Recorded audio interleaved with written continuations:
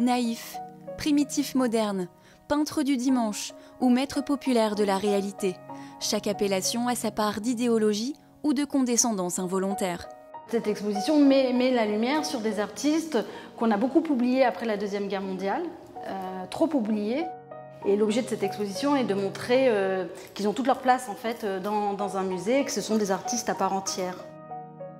Sur les pas d'Henri Rousseau et de Séraphine Louis, l'exposition révèle une constellation d'artistes tels qu'André Beauchamp, Camille Bombois, Ferdinand Desnos, Jean Ève, René Rimbert, Dominique Perronnet et Louis Vivant. La plupart de ces artistes ont comme point commun d'être des autodidactes. Ils n'ont pas eu de formation académique. Et à rebours des avant-gardes, ils perpétuent une certaine tradition picturale en se consacrant essentiellement à la peinture de genre. Dans le genre du paysage, on va prendre pour exemple un artiste comme Vivant, il n'y a pas de perspective mathématique, il n'y a pas de profondeur, tout est traité très en aplat, sur un même niveau. Et c'est d'ailleurs aussi l'une des raisons pour lesquelles on les a appelés les primitifs modernes, en référence aux primitifs italiens.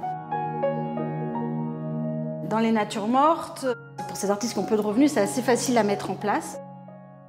Chez Jean Ève, ce qu'on a souvent, c'est un très beau travail sur les bois.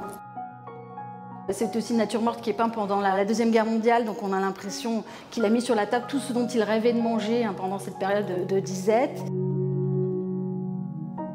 Chez Séraphine, vous avez ces bouquets aux couleurs éclatantes. Et elle va jouer sur ces effets de contraste, notamment ces fonds sombres, bleu nuit presque, qui vont permettre de faire ressortir en fait la vivacité des couleurs. Le musée Mayol présente ses naïfs, primitifs, modernes ou anti-modernes comme de grands artistes à contre-courant des avant-gardes.